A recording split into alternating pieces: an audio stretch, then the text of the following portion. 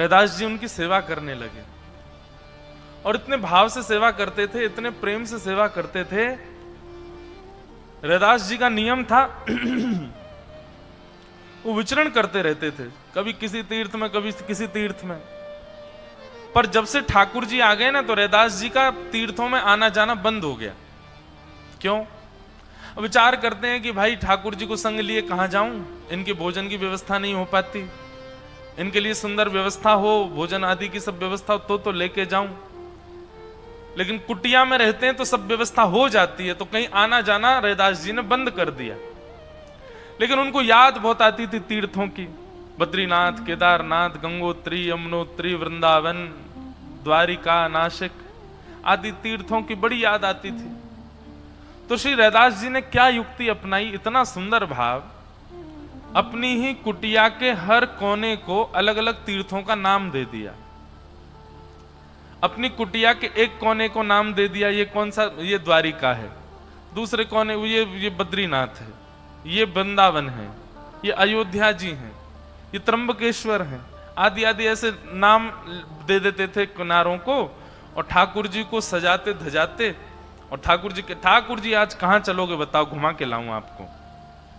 और फिर जिस तीर्थ का उनको मन में भाव आता, उस तीर्थ के पास ठाकुर जी की चौकी ले जाकर के रख देते और मन में विचार करते, जय हो लाल जी, हम लोग अयोध्या आ गए, देखो कितनी सुंदर सरजू जी बह रही हैं, आहा संत जय सिया राम के नारे लगा रहे हैं, विजय मंत्र का जाप चल रहा है, श्री राघवेंद्र सरकार राम लला मंदिर में विराज रहे हैं। सब बस नेत्रबंद करके मन ही मन विचार करते थे। इस प्रकार तीर्थ यात्रा अपनी कुटिया में ही कराते थे ठाकुर जी को। बंधुओं, हमारा आध्यात्म कहता है शरीर से स्थान पर उपस्थित होना ये हमारे आध्यात्म में आवश्यक नहीं, पर मन से उपस्थित होना बहुत जरूरी है। आप शरीर से भले ही त्र्यंबकेश्वर में हैं, पर मन से यदि वहां नहीं है तो आपकी चित्रकेतु के रजिस्टर में एब्सेंटी लगेगी कि नहीं, आप त्र्यंबकेश्वर नहीं गए थे, शरीर गया था आपका। और जो शरीर गया था वो तो पंचभूत में मिल जाएगा। ब्रह्मा जी के पास जब जाएंगे तब तो आत्मा जाएगी ना, आत्मा से पूछा जाएगा तुम कहां कहां गई। इसलिए जो लोग कहते हैं हम बहुत तीर्थ यात्रा करते हैं, गिनती करेंगे तो ज्यादा से ज्यादा 4 या 5 ही आएंगी। क्यों? आत्मा सब जगह नहीं गई है, देह गया है। इसलिए मन का जाना अति आवश्यक है।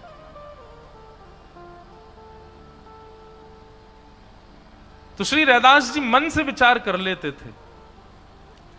ऐसा भी वर्णन सुनने में आता है कि श्री रैदास जी महाराज जिस दिन अपने ठाकुर जी को बद्रीनाथ ले जाते थे, उस दिन अचानक ही पूरे गांव में ठंडी ब्यार बहने लग जाती थी। सुंदर सुंदर सबको ठंड लगने लगती, सब लोग अपने ऊनी वस्त्र निकाल करके पहन लेते। मन में विचार करते, बोले भैया जेठ का गर्मी का महीना, पसीने आने वाला महीना, ये अचानक इतनी ठंड कैसे हो गई। तब धीरे धीरे लोगों को पता लगने लगा। अब अचानक सर्दी में गर्मी हो जाए तो वो समझ जाते हैं कि रैदास जी अपने ठाकुर जी को आज रामेश्वरम ले गए, इसीलिए गर्मी पड़ रही है। और कभी भयंकर जेठ के महीने में सर्दी का आभास हो तो सब गांव के लोग विचार करते, निश्चित ही श्री रैदास जी अपने ठाकुर जी को बद्रीनाथ ले गए। ऐसी भक्ति थी रैदास जी की।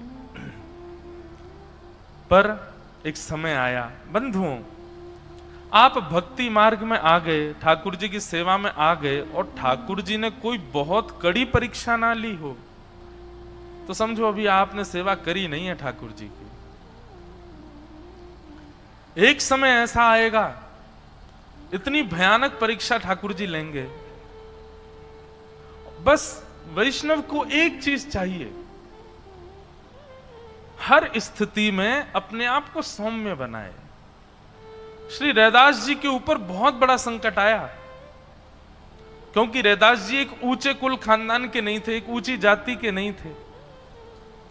इसलिए कुछ लोगों ने उन पर आक्षेप किया कि इसको तो पूजा का अधिकार ही नहीं है, ये सेवा कैसे कर सकता है ठाकुर जी की। और इसी वजह से वहां के नगर के राजा से जाकर के सबने शिकायत कर दी। राजा ने कहा, भैया देखो रैदास जी को बुलाओ, उनके ठाकुर जी को भी सिंहासन पर विराजमान करो, एक तरफ रैदास जी बैठेंगे और एक तरफ विरोध करने वाले बैठेंगे, दोनों अपने अपने भाव से रिझाओ। ठाकुर जी की मूर्ति जिसकी तरफ खिसक गई, हम मान जाएंगे कि ठाकुर जी उसके संग रहना चाहते हैं। बाकी केवल वो एक अलग जाति के हैं इसलिए उनसे ठाकुर जी छीन लिए जाएं, ऐसा तो मैं नहीं करूंगा। पर हां, आप लोग अपनी वेद ध्वनि, वेद मंत्र आदि षोडशोपचार, राजोपचार जो कर सको वो करना, और रैदास जी जो अपना करेंगे वो करेंगे। ठाकुर जी की प्रतिमा जिसकी तरफ मुड़ गई या खिसक गई, मैं मान जाऊंगा ठाकुर जी उसी के संग रहना चाहते हैं। और श्री रैदास जी को राजा के भवन में, राजा के महल में आज्ञा दी गई। रैदास जी आए, रुदन करने लगे, मन विचार करने लगे, मेरे ठाकुर जी और ये मेरे हैं, इसी बात की परीक्षा हो रही है। वाह, इससे बड़ा संकट क्या होगा कि मां के पुत्र को मां से दूर कर दिया जाए और अब मां से कहा जा रहा प्रमाणित करो कि तुम्हारा है।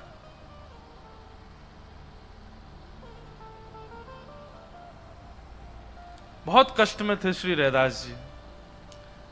तो ब्राह्मणों ने और जो लोग विरोध कर रहे थे उन लोगों ने खूब वेद मंत्र गाए, खूब षोडशोपचार सेवा करी, सब किया, लेकिन ठाकुर जी की मूर्ति उनकी तरफ नहीं खिसकी। राजा ने कहा रैदास जी अब आप करिए, और फिर आपके बाद फिर ब्राह्मण करेंगे, फिर आप करेंगे, करते रहेंगे जब तक ठाकुर जी खिसकेंगे नहीं, तब तक ये चलता रहेगा, चाहे साल भर चले। रैदास जी को जब कहा कि हम आप मनाइए, आप रिझाइए ठाकुर जी को, दूर बैठ गए रैदास जी। अपनी भुजाएं जैसे गोद में बालक को बुलाने के लिए फैलाते हैं ना, ऐसे रैदास जी ने अपनी दोनों भुजाएं फैला ली और तब ये पद गाया, जो तुम तोड़ो राम मैं नाही तोड़ूं रे, तो सो प्रीत तोड़ राम कौन संग जोड़ूं रे। आप अगर नाता तोड़ दो नाथ, जो तुम तोड़ो राम मैं नाही तोड़ू, आप तोड़ दो मैं तो नहीं तोड़ूंगा, मेरे तो आप ही रहोगे। और यदि आप फिर भी जिद करोगे कि तोड़ दो तो आपसे तोड़ भी दूंगा, तो मैं जाऊंगा किसके पास, मेरे तो आप ही हो बस, और तो कोई है नहीं। मेरे जैसे हजारों हैं श्री राघव जी आपके लिए, पर मेरे तो आप ही हो।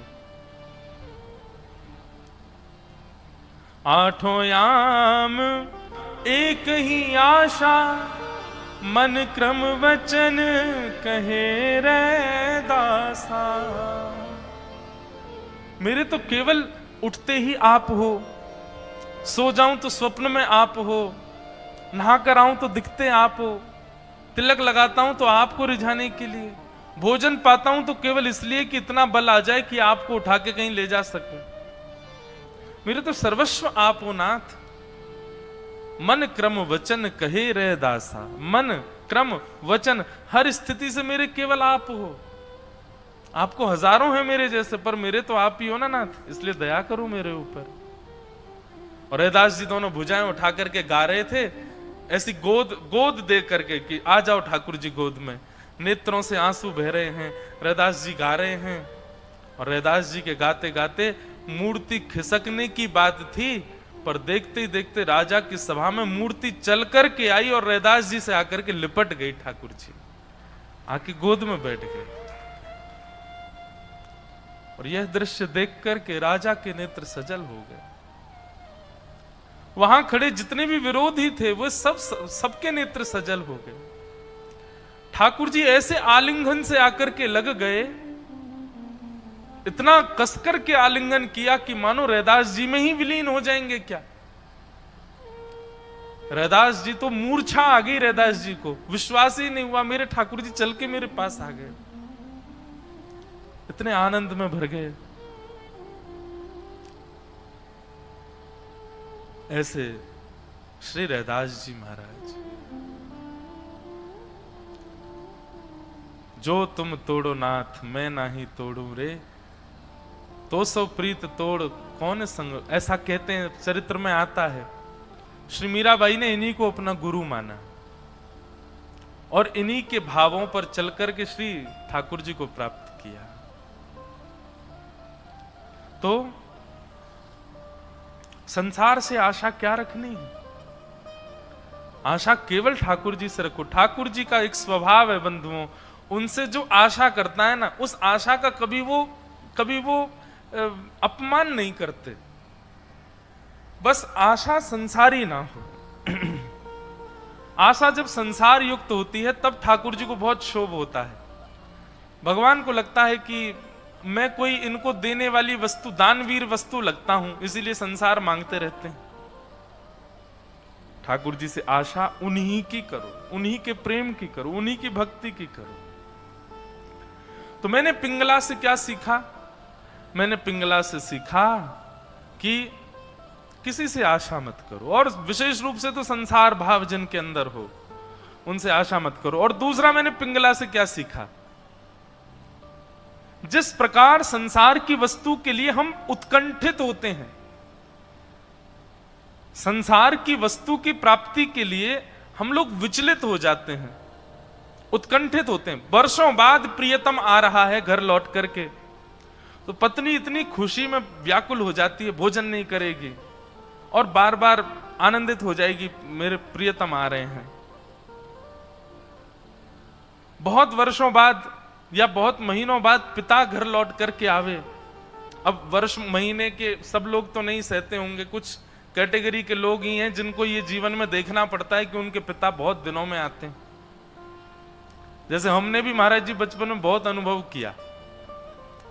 कुछ पिताजी महाराज, जैसे आज हमारी स्थिति ऐसे पिताजी महाराज की थी, मां से बोलते थे स्कूल से आके, पिताजी कब आएंगे? तो बोलती आ जाएंगे रात को। तो उस दिन भोजन नहीं करता था मैंने कहा आप पिताजी आएंगे घर पे, और इंतजार करते करते मां खिला देती, सुला देती, जब सो जाते तब आते पिताजी, और सोते सोते भी कहते पिताजी आ जाएं तो उठा देना।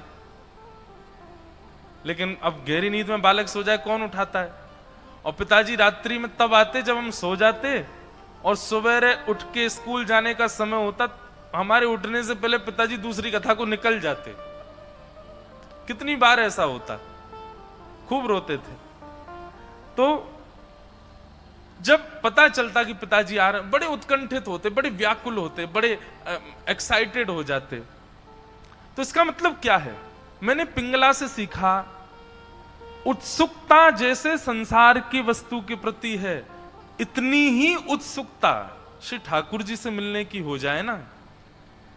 जिस प्रकार संसार को रिझाने, संसार को मनाने, संसार को आकर्षित करने के लिए श्रृंगार है, अन्य अन्य गुण हैं, ठीक वैसे ही उन अन्य अन्य गुणों से ठाकुर जी को रिझाने का प्रयास करो, ठाकुर जी को आनंदित करने का प्रयास करो। गुणों से ठाकुर जी को रिझाओ। जिस प्रकार प्रतीक्षा और उत्कंठा संसार के लिए है, वैसी ही प्रतीक्षा और उत्कंठा ठाकुर जी के लिए रखो, तो निश्चित है ठाकुर जी जीवन में आएंगे। इस प्रकार मैंने पिंगला को अपना गुरु बनाया। बंधुओं, अब हम आज एक बदलाव कर रहे हैं, वो ये कि अब आप होमवर्क मत करो। आप लोग जो भाव आपको उचित लगते हैं वो आप लिख करके अपने पास ही रखो, और यदि किसी को बहुत अच्छा लगे भाव तो आप लाल जी को अर्पित करें, क्योंकि हमें ऐसा लगा कि अब आप सब लोग समझदार तो हैं ही हैं, करते हैं अच्छे से, तो अब आप बस सुन लीजिए और अपने मन में जो आपको भाव लगा करे आप उसको लिख लिया कीजिए, और ठाकुर जी को, श्री दत्त भगवान को, श्री गिरधर लाल जी को अर्पित कर दिया कीजिए। तो ये दत्त भगवान के अगले गुरु हैं। लेकिन फिर भी कोई करके लाएगा तो ऐसा नहीं है कि उसका स्वीकार नहीं है, हम स्वीकार करेंगे, लेकिन ऐसा कोई विशेष नहीं है कि आप करो ही।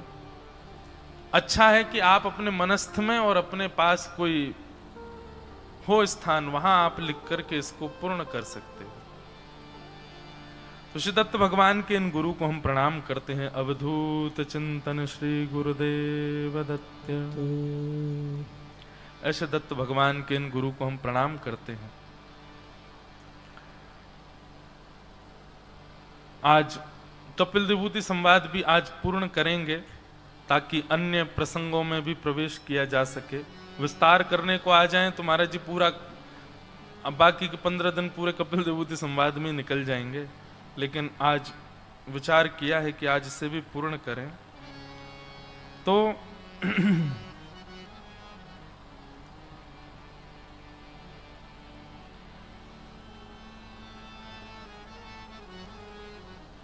पुरिया धनाश्री,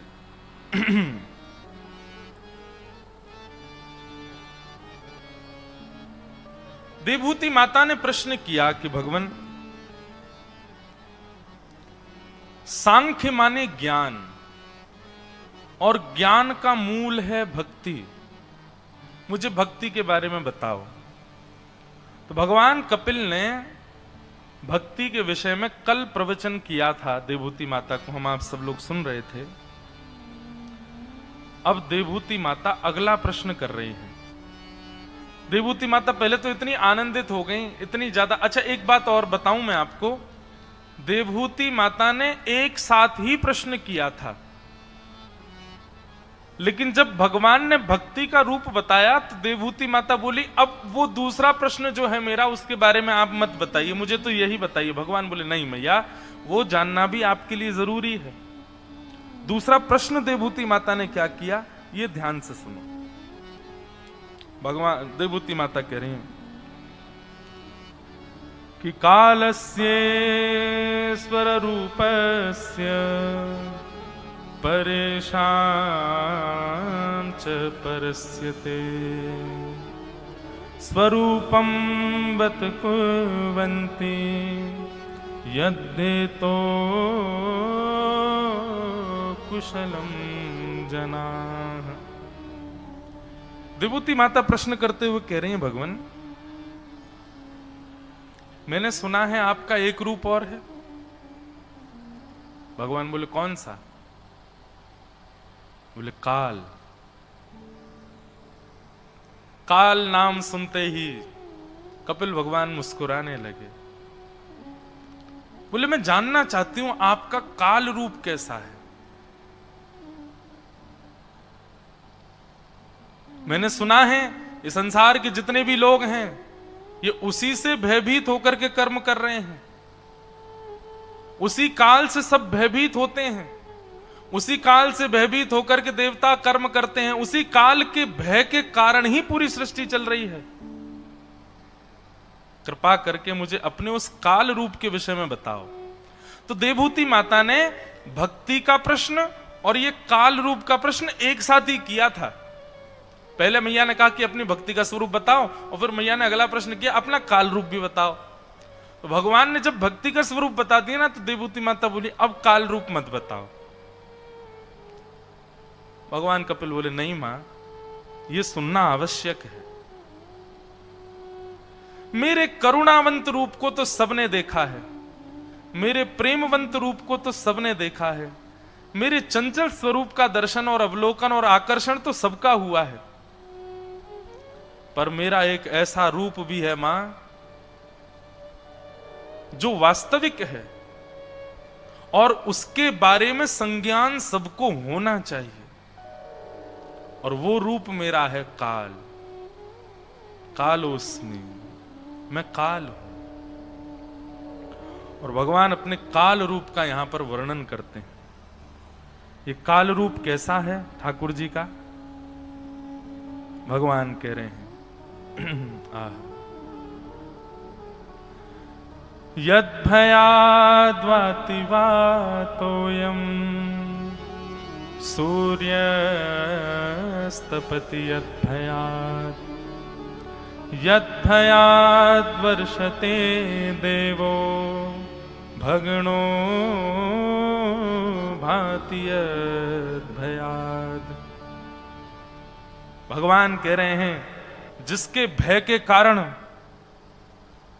यद्भयाद् वाति वातोयम, जिसके भय के कारण हवा बहती है, जिसके भय के कारण, डर के कारण 6:15 बजे ठीक सूर्य उदय हो जाता है, जिसके भय के कारण शाम 6 बजे चंद्रमा को उपस्थित होना पड़ता है, जिसके भय के कारण तारों को टिमटिमाना पड़ता है, जिसके भय के कारण पृथ्वी को अपने स्थान पर रहना पड़ता है, जिसके भय के कारण इंद्र आदि देवता भी अपने कार्यों में बिना अवकाश के लगे रहते हैं, जिसके भय के कारण ये पूरी सृष्टि रसातल से लेकर के स्वर्ग लोक तक चल रही है, वही मेरा यह स्वरूप है मां काल।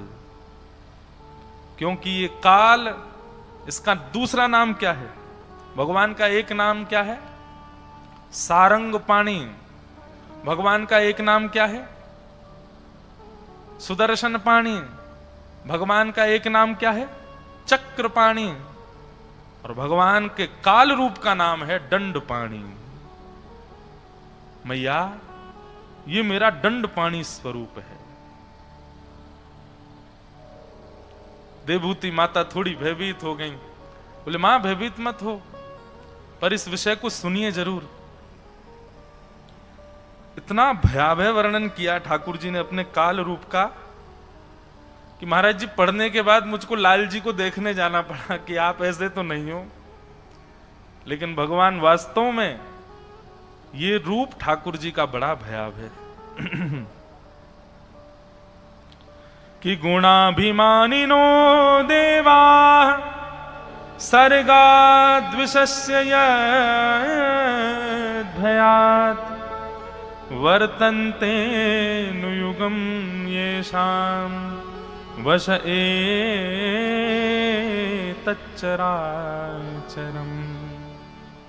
अपने गुण के अभिमान में रहने वाले ये देवता, इंद्र पदवी पर चौड़ करके बैठने वाला वह इंद्र, और ये ब्रह्मा आदि देवता भी अगर मेरी बनाई नीति के विपरीत कर्म करते हैं मां, तो मैं इनको भी दंड देने में दया नहीं करता हूं। मेरा वह दंड पाणी जो स्वरूप है वो दया विमुक्त है, उसके अंदर दया नाम की चीज नहीं है।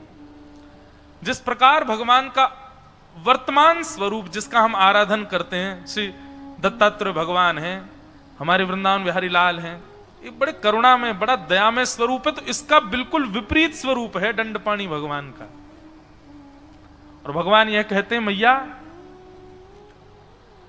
एक बार को मेरे करुणावंत रूप की जो दृष्टि है ना, वो केवल उन पर पड़ती है जो उससे प्रेम करते हैं, पर मेरे दंडपाणी रूप, इसके नेत्र तो हर व्यक्ति के ऊपर घूमते हैं।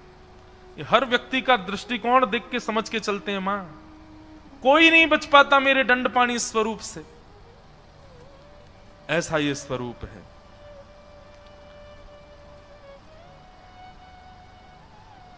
दंडपाणी ये रूप कैसा है?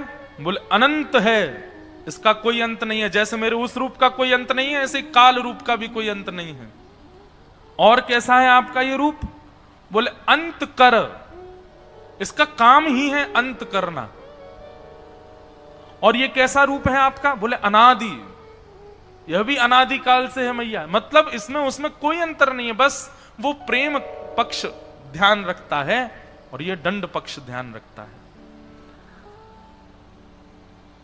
इस प्रकार भगवान बता रहे हैं, और बताते हुए भगवान कहते हैं मैया,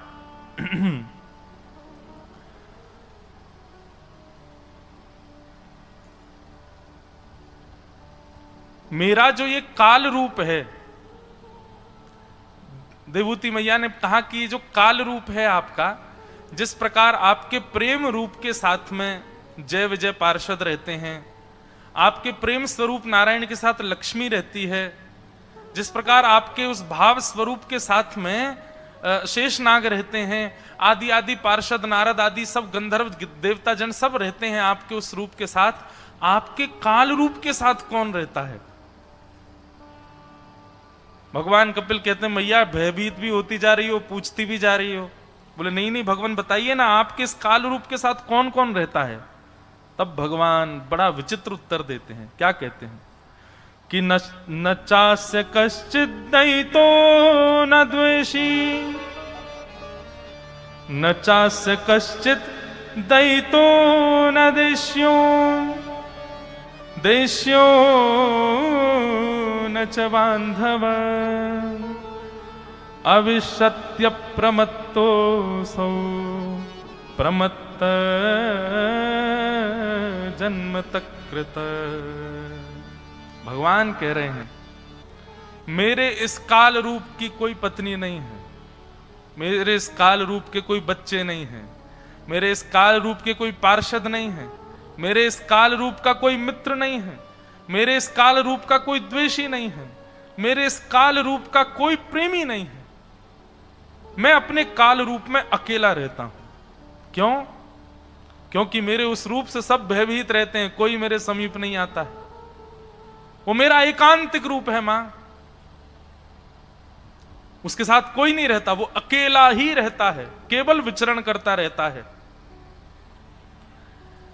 देवभूति माता बोली, विशेष रूप से आपका काल रूप किनको दंड देता है? मतलब ऐसे कौन कौन से दोष हैं जिन दोषों को देख करके आपका काल रूप दंड देता है? तो कपिल देवभूति संवाद के इस अध्याय का जब पाठ किया तो यहां पर 6 बार एक ही नाम लिया, काल भगवान ने। बहुत ध्यान से सुनिएगा बंधुओं। भगवान कहते हैं मेरे काल स्वरूप को सबसे ज्यादा चिढ़ यदि किसी से है तो वो इस व्यक्ति से है। मतलब काल रूपी परमात्मा सबसे ज्यादा दंड किसको देते हैं? तब एक शब्द बार बार 6 बार आया इस 30वें अध्याय में कपिल देवभूति संवाद में, और वो मैं एक बार वो शब्द पढ़ के सुनाऊं कहां कहां है।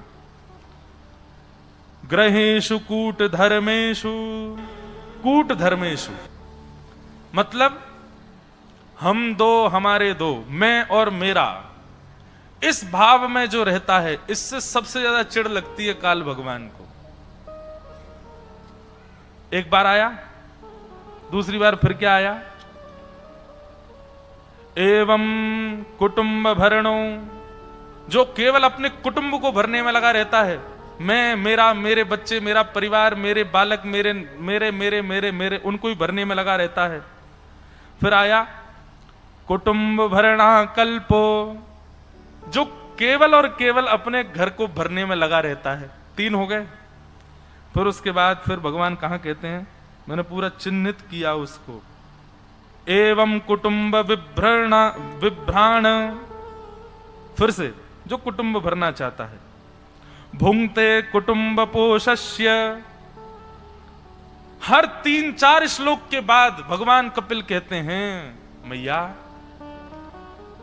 जो केवल और केवल कुटुंब भरने में लगा रहता है, केवल अपनी और अपनों की परवाह में रहता है, केवल उसी के लिए ही अपना संपूर्ण जीवन निकाल देता है, दंड पाणी मेरे उस रूप का सबसे पहला आहार वही व्यक्ति है जिसने संसार में आकर के समाज के लिए और किसी की सहायता के लिए और परोपकार के लिए कुछ नहीं किया, केवल अपने और अपनों के लिए करके चला जाता है। दंड पाणी भगवान सबसे पहले उसकी डिमांड लेते हैं।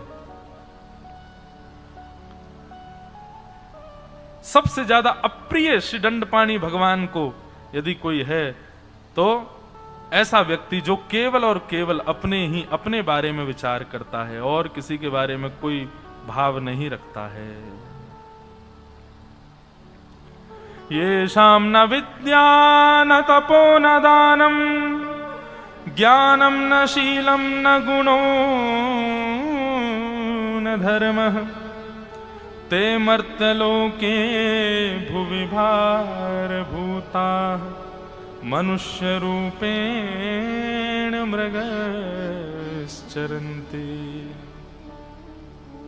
जो व्यक्ति संसार में ना तो उसने विद्या अच्छे से सीखी, चलो विद्या नहीं सीखी तो कम से कम उसने जप नियम तप किए होंगे जीवन में, नहीं वो भी नहीं किया, विद्या भी नहीं सीखी, तप भी नहीं किया, तो बोले कोई बात नहीं, विद्वान नहीं बन पाया, जप तप नियम नहीं किया, दान पुण्य तो किया होगा, ना दानम न च दानम, दान भी नहीं किया उसने।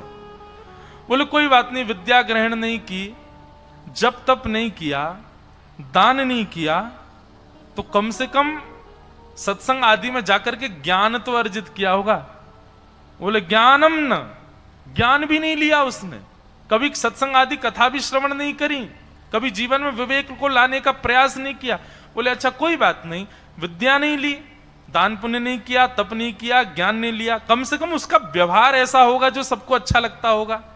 बोले नच शीलम, शील भी नहीं है, उसका व्यवहार भी अच्छा नहीं है, न गुणो न धर्म, ना ही उसमें ऐसा कोई गुण है उस गुण को सीख करके कोई व्यक्ति उपलब्धि को प्राप्त कर ले, और ना ही वो धर्म का आचरण करता है। इस प्रकार जो व्यक्ति आकर के संसार में रहता है वो कैसा है? ते मर्तलों की भुवि भार रूप। हम लोग किसी मोटे व्यक्ति को देखते हैं तो पीछे से उसके बोलते हैं, अरे देखो पृथ्वी का भार चल रहा है, पृथ्वी पर भार चल रहा है। शास्त्र आज्ञा करते हैं, सदा याद रखिएगा, पृथ्वी को दो लोगों का भार लगता है। पृथ्वी को भारीपन कब लगता है अपने ऊपर? दो प्रकार के लोगों का। सबसे पहला, असत्य संभाषण करने वाले लोग, जो बहुत झूठ बोलते हैं, जो बात बात पर असत्य बोलते हैं, असत्य ही जिनकी वाणी से निकलता है, ऐसे लोग जब चलते हैं तो पृथ्वी को यह लगता है, हाय राम कितना भार मेरे ऊपर। और दूसरे, जो परोपकारी नहीं होते, जो कभी किसी के सहायक नहीं रहते, केवल अपने लिए विचार करते हैं, अपनों का विचार करते हैं और इसी में ही संपूर्ण जीवन निकाल देते हैं, ऐसे दो प्रकार के लोगों का पृथ्वी को बहुत भार लगता है। तो कपिल भगवान कह रहे हैं, मैया कि ग्रहेषु कूट धर्मेषु दुख तंत्रे स्वतंत्रितः कुर्वन्तु कप्रतीकारं सुखवन्मन्यते ग्रही। श्रीमद् भगवद गीता का सबसे पहला श्लोक क्या है?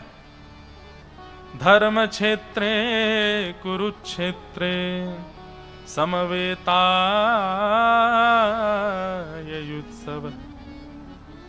मामका पांडवश्चैव। मामका, ये जो शब्द है, मामका मतलब, अरे संजय, धृतराष्ट्र कह रहे हैं, ये महाभारत युद्ध जो चल रहा है जरा उसके बारे में बताना। मेरे बच्चे और पांडु के बच्चे क्या कर रहे हैं? जबकि सब कौरव कहते हैं, लेकिन नहीं, धृतराष्ट्र कह रहा मामकाश्चैव, मेरे बच्चे, ये मेरापन। कपिल भगवान कहते हैं, मैया सबसे ज्यादा दंडपाणी भगवान को यदि किसी की रिमांड लेनी होती है तो वो उसी की, जिसने पूरा जीवन केवल और केवल अपने लिए और अपनों के लिए व्यतीत कर दिया। कभी परोपकार नहीं किया, कभी समाज के लिए, संसार के लिए, धर्म के लिए कभी किसी ने अपने किसी योग्य बल को न समर्पित किया हो। ऐसा व्यक्ति काल भगवान का सबसे पहला शिकार है। इसलिए भैया, वृक्ष कबहु न फल भके, नदी न संचय नीर, परमार्थ के कारण साधु धरा शरीर। वृक्ष अपने फल स्वयं कभी नहीं खाता। हम जब कथा करके अपने कक्ष की ओर जाते हैं तो वहां आम का इतना सुंदर पेड़ लगा है, इतना सुंदर उसमें आम फलित हो रहे हैं, पर देखो तो उस आम को सजाया, सवारा, रस भरा किया, सब कुछ किया वृक्ष ने, पर वृक्ष स्वयं कभी अपने रस के आम को लेता नहीं, दूसरों को दे देता है। वृक्षः कबहु न फल भके। और इसी प्रकार श्री गोदावरी जी को देखो, नदी न संचय नीर। नदी अपने शुद्ध जल को कभी अपने पास रख लेती हो, अरे तुमको नहीं दूंगी मैं, ये मेरा जल है, स्वच्छ जल है, मेरा अधिकार है ना, सबको देती है। नदी न संचय नीर। इस प्रकार के स्वभाव वाले जो लोग होते हैं, ऐसे लोगों को ही साधु कहा जाता है। साधु का मतलब बंधुओं, साधु का मतलब कोई संत नहीं होता, साधु का मतलब कोई फकीर नहीं होता, साधु का मतलब कोई महात्मा नहीं होता। ये साधुत्व स्वभाव को कहते हैं। जो परमार्थ स्वभाव में है उसको साधु कहते हैं। और परमार्थी स्वभाव वाला व्यक्ति यदि सामान्यतया संसार में निवास करता है तो वह भी साधु है। भगवान कपिल कहते हैं, जिसके चित्त में साधुत्व नहीं है, केवल और केवल उदर भरिणो जीवाह, अपने उदर भरने में और अपने बच्चों के उदर भरने में और अपनी पत्नी को प्रसन्न करने में ही पूरा जीवन निकाल देता है, औरों के लिए कुछ नहीं करता। जरूरी नहीं है धन से करो, बुद्धि से करो। जरूरी नहीं है बुद्धि धन से करो, अपने हाथ पैर हैं कर्म से करो। मन बुद्धि कर्म से नहीं कर सकते तो वचन से करो। कहीं से तो परोपकारी बनो। दंड पाणी भगवान से यदि बचना है तो परोपकार जीवन में लेकर के आओ, और यदि परोपकार जीवन में नहीं है तो फिर तैयार रहो, दंड पाणी भगवान अपना डंडा लेकर के खड़े मिलेंगे। अच्छा, अब यहां पर वर्णन किया कि मैं दंड देता कैसे हूं। कईयों को सुनकर के भय लग सकता है, पर कईयों को आनंद भी आ सकता है। दंड पाणी भगवान कहते हैं जो मेरे दंड का अधिकारी बनता है, सबसे पहले उसकी स्थिति सुनो। उसकी स्थिति क्या होती है? 7 लक्षण उसमें अपने आप प्रकट हो जाएंगे। कौन कौन से? अत्यंत कोप कटुकाच वाणी दरिद्रताम च स्वजनेषु वैरम नीच प्रसंग कुलहीन सेवा चिन्हानि देहे नरकम गताना। मैया, मेरा दंड जिसको आमंत्रण दे रहा होगा, ऐसे व्यक्ति के अंदर 6 लक्षण प्रकट होने लग जाएंगे, या 6 में से कोई एक लक्षण प्रकट हो जाएगा। और वो कौन कौन से लक्षण हैं? सबसे पहला, अत्यंत कोप, भयंकर भयानक गुस्सा। जिस क्रोध में आकर के महाराज ये भी नहीं देखते कहां क्या कर रहे हैं, बस तोड़ फोड़ मचा देते हैं, कुछ भी करते हैं। फिर ऐसा क्रोध यदि किसी को आ रहा है तो जो लोग यहां कथा में बैठे हैं वो लोग ऐसे व्यक्ति से कभी मिलने तो मन ही मन सोच लेना ये दंड पाणी भगवान का शिकार है। इसको दंड पाणी भगवान लेने वाले हैं अपने हिरासत में। भयानक क्रोध। क्रोध बंधुओं कौन सा अच्छा है? देखो, क्रोध पूर्ण रूपेण तो जाएगा नहीं, पर क्रोध कैसा होना चाहिए? क्षणे तुष्टा क्षणे रुष्टा, रुष्टा टुष्टा क्षणे क्षणे। एक क्षण में नाराज, एक क्षण में प्रसन्न, फिर अगले क्षण में थोड़े नाराज, फिर प्रसन्न। मतलब एक क्षण में आप दिख रहे थे कि आप क्रोध में हैं, पर अगले क्षण में आपको देख के कोई कह नहीं सकता कि आप क्रोध में हैं। ऐसा क्रोध ठीक है, पर क्रोध सबसे ज्यादा खतरनाक कौन सा? जो कम ही ना होवे कभी, जो वर्धमान रहे, बढ़ता ही रहे। ऐसा भयानक क्रोध यदि किसी को आता है तो उसको या तो समझाइए, बोले भैया इस प्रकार भागवत जी में वर्णन करते भगवान कपिल कह रहे हैं, बोले बहुत क्रोधी व्यक्ति, दंड पाणी भगवान उसको रिमांड पे लेते हैं। अत्यंत कोप। दूसरा, कटुकाच वाणी, जिसकी वाणी जो अपनी बात बात पर अपशब्द बोलता है। कई लोग होते हैं वो बोलते हैं तो बिना गाली के नहीं बोलते, वो गाली देके ही बोलते हैं। ऐसे लोग जो बिना किसी अपशब्द कहे बोलते हैं, निश्चित ही दंड पाणी भगवान उनको छोड़ेंगे नहीं। और कटुकाच वाणी का दूसरा लक्षण क्या है? कटुकाच वाणी मतलब ऐसा बोलते हैं कि सामने वाले को कष्ट लगे। अच्छा देखिए, एक मेरी बात सुनिएगा, ये दंड पाणी भगवान जो जो यहां लक्षण बता रहे हैं, इन लक्षणों को आप कुछ कुछ स्थान है वहां मत घटाइएगा। जैसे कि गुरु और शिष्य के संबंध में इसको मत घटाना, माता और पुत्र के संबंध में इसको मत घटाना, पिता पुत्र के संबंध में इसको मत घटाना, भाई बहन के संबंध में इसको मत घटाइएगा। और भी हैं, पर बाकी के सांसारिक संबंधों में आप इनको घटाइए, वहां घटा करके अनुभव कीजिए कि ये पाप का भागी है। तो सबसे पहला, अत्यंत कोप, भयंकर क्रोध। अब मां को गुस्सा आ जाए बालक के ऊपर, भागे पीछे महाराज लेकर के जो है डंडा या बेलन। अब भयंकर गुस्सा है मां को तो कुछ भी हाथ पड़ जाए लेके भागती है। और उसका मतलब ये नहीं कि वो मां नरकगामी बन गई, नहीं नहीं नहीं, बालक को कर सकती है, उसमें उसको दोष नहीं है। गुरु को शिष्य पर गुस्सा आ जाए, पकड़ के चोटी उठा ले शिष्य की और महाराज खूब उसकी धुनाई कर दे, तो इसका मतलब ये नहीं कि गुरु पाप का भागी बनेगा, नहीं, वो तो बालक को सुधारने के लिए कोप कर रहा है। एक और बात कह सकते हैं कि जहां पर किसी की सुधार के लिए कोप किया गया है तो वह पाप के लिए पाप रूप नहीं है, पर जहां क्रोध, जहां कोपित हम किसी को पूर्ण रूपेण व्यथित करने के लिए होते हैं या पर उससे एक प्रकार की ईर्ष्या करते हुए उस पर क्रोध करते हैं, तब वह पाप का भागी बनता है। तो अत्यंत कोप। दूसरा, कटुकाच वाणी, जिसकी वाणी ऐसी है कि सुनने वाला सुनते ही बस रह ना पाए, बहुत रोने लगे, रुदन हो जाए, व्याकुल हो जाए, सुन ना पाए। अब बेचारा कोई ज्यादा धनवान नहीं है और उसके मुंह पे ही बोलते रहो, अरे तुम्हारे पिता ने क्या किया, अभी तक कुछ किया ही नहीं, इस प्रकार की वाणी बोलने वाले। माता पिता को दोष दे करके बालकों को तंग करना, यह कटुकाच वाणी। या फिर किसी के जीवन में घटित पुरानी कोई घटना है उसको बार बार कह करके किसी को कोसना, यह कटुकाच वाणी है। इस प्रकार की कड़वी वाणी जिसको सुनकर के व्यक्ति व्यथित हो जाए, ऐसी वाणी बोलने वाला दंडपाणी भगवान उसको छोड़ेंगे नहीं।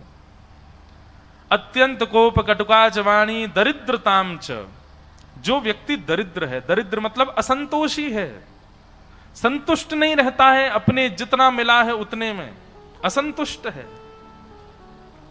असंतोषी। दरिद्रताम च स्वजनेषु वैरम, स्वजनेषु वैरम मतलब अपने ही भाई बंधुओं से जो बैर करता है, उन पर केस कर देता है, उनको कटघरे में खड़ा कर देता है आज की भाषा में, और येन केन प्रकारेण कैसे भी उनको अपना शत्रु मान लेता है, ऐसा व्यक्ति भी नरक जाएगा।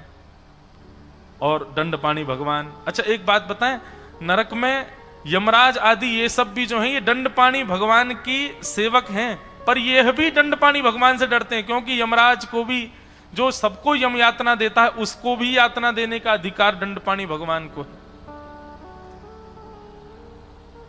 तो अत्यंत कोप कटुकाच वाणी दरिद्रताम च स्वजनेषु वैरम, नीच प्रसंग, जो नीच लोगों का संग करता है। तुम स्वयं तो नीच नहीं हो, पर जिनके संग रहते हो वो अत्यंत दूषित, कुछ भी खाने पीने वाले, गंदी विचारधारा रखने वाले, कुशित दूषित दृष्टि रखने वाले, ऐसे लोगों का यदि संग करते हो तो दंडपाणी भगवान उनको तो 100 डंडे मारेंगे, पर उनके साथ जो श्रेष्ठ व्यक्ति संग कर रहा था, वो भले ही खुद स्वयं गलत नहीं कर रहा था, लेकिन उनका संग कर रहा था, उस व्यक्ति को तो 200 डंडे मारेंगे दंडपाणी भगवान। क्यों? आप कहोगे मैंने कुछ गलत थोड़ी किया, मेरे दोस्त गलत करते थे। भगवान कहेंगे, बोले अच्छा तू था तो उन्हीं का दोस्त ना, तू चाहता तो सुधार सकता था, तेरे पास 2 ऑप्शन थे, या तो सुधार दे या त्याग कर दे, तेने दोनों ही नहीं किए, त्यागा भी नहीं और सुधारा भी नहीं, इसलिए तुझे ज्यादा दंड मिलेगा। और इसका प्रमाण है भीष्म पितामह। भगवान कहते हैं, पितामह मुझे कौरवों से अपेक्षा नहीं थी, मुझे आपसे अपेक्षा थी। कौरवों ने सब गलत किया, मैं सब सहता रहा, पर द्रौपदी का चीरहरण ये मुझसे बर्दाश्त नहीं हुआ, और आपके बैठे हुए, इसलिए कौरवों को इतनी पीड़ा नहीं हुई मृत्यु में, आपको ज्यादा पीड़ा दे रहा हूं मैं कथाओं में कहा करता हूं बंधुओं, फर्श पर सोया हुआ व्यक्ति कितना भी करवट ले ले वो गिरेगा नहीं, क्योंकि पहले से ही गिरा पड़ा है। गिरता वो है जो बिस्तर पर सोया है, जो ऊंचे तखत पर सोया है, वो करवट लेगा तो गिरेगा। ठीक उसी प्रकार मानिए, कई लोग ऐसा उदाहरण देते हैं कि पापी लोग, दुष्ट लोग, दूषित लोग महाराज जी कितना भी बुरा करें फिर भी उनके साथ में कुछ ऐसा लगता नहीं, ऐसा लगता है तो परम प्रसन्न है, इनके साथ तो सब बढ़िया ही बढ़िया हो रहा है। उनको इतना कष्ट क्यों नहीं होता जीवन में? क्योंकि वो पहले से ही गिरे हुए हैं, इसलिए उनको कष्ट की आवश्यकता नहीं, पहले से ही उनको इतना कष्ट मिलने वाला है बाद में। पर भक्त जो है वो बिस्तर पर सोया है, करवट लेगा, गलत करेगा तो गिरेगा भी और चोट भी ज्यादा लगेगी। इसलिए वैष्णव बनने से पहले सावधान रहिए, अधर्म कृत्य को करने से बचिए।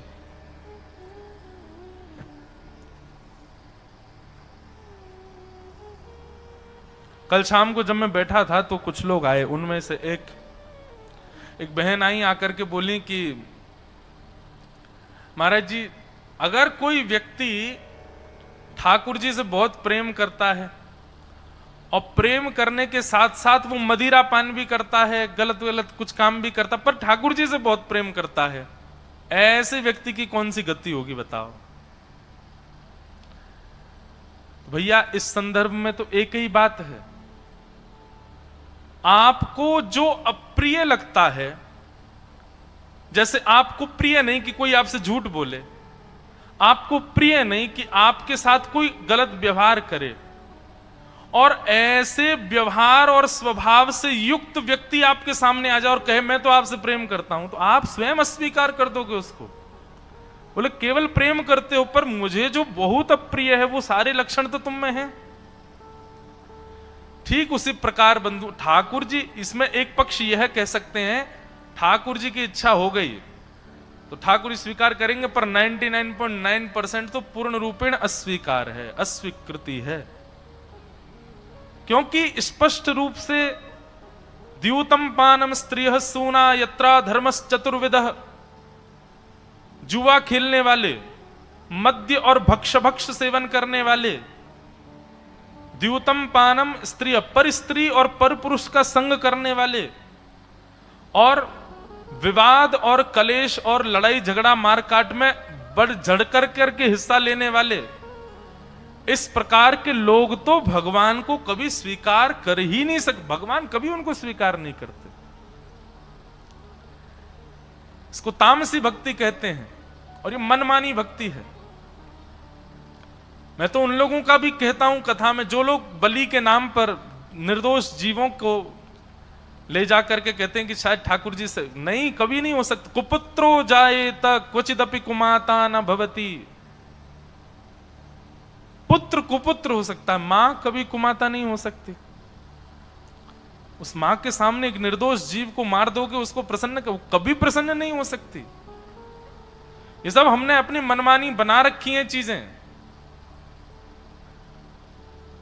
क्या जिन जिन जगहों पर बलि प्रथा नहीं है वहां के ठाकुर प्रसन्न नहीं रहते क्या वहां के लोगों से? हमारे वृंदावन बिहारी लाल को 56 भोग लगाओ, मोंगरे का भी बंगला शुरू हो गया, इतना सुंदर वृंदावन। तो इस समय महाराज जी 3 किलोमीटर दूर से ही सुगंधी आ जाती है, मंदिर जाते हैं ना तो 2-3 किलोमीटर दूर से ही सुगंधी आने लग जाती, पुष्प के बंगले बने हुए हैं सब जगह। वृंदावन की सेवा पद्धति, रस पद्धति तो अलग ही है। फिर अभी 9 तपा आएंगे, वो 9 तपा होते हैं, 9 दिन सबसे ज्यादा भयंकर गर्मी पड़ती है, साल की सबसे भीषण गर्मी पड़ती है 9 दिन। वो 9 तपा जब आते हैं तब कई मंदिरों में ऐसा विधान है कि ठाकुर जी के ऊपर सुबह से शाम तक फुब्बारा चलता ही रहता है, गीले रहते हैं ठाकुर जी, भीगे रहते हैं, भीगे वस्त्र पहन करके रहते हैं। अभी अक्षय तृतीया पर ठाकुर जी को चंदन लगाया जाएगा और उस दिन से नित्य ठाकुर जी के चरणों में, ठाकुर जी के वक्ष पर, ठाकुर जी के भुजाओं में नित्य थोड़ा थोड़ा चंदन लगाएंगे। क्यों? चंदन की तासील ठंडी होती, ठंडा रखता है। तो जो भगवान इन सब भावों से रीझ रहे हैं वो तामसी प्रवृत्ति से क्यों रीझेंगे? उनको तामसी प्रवृत्ति से कैसे रिझाया जा सकता? कदापि नहीं, कभी स्वीकार नहीं कर सकते। तो अत्यंत कोप कटुका च वाणी दरिद्रताम च स्वजनेषु वैरम नीच प्रसंग कुलहीन सेवा, दूषित लोगों का संग करने वाले और माता पिता भाई बहनों से विद्रोह करने वाले की सेवा करना, माता पिता भाई बंधुओं से जो विद्वेष करता है, ऐसे कि अगर तुम सेवा करते हो तो भी दंडपाणी भगवान तुमको छोड़ेंगे नहीं। चिन्हानि देहे नरकम गतानाम। भगवान कहते हैं मैया, ये सब दूषित कर्म करने वाला,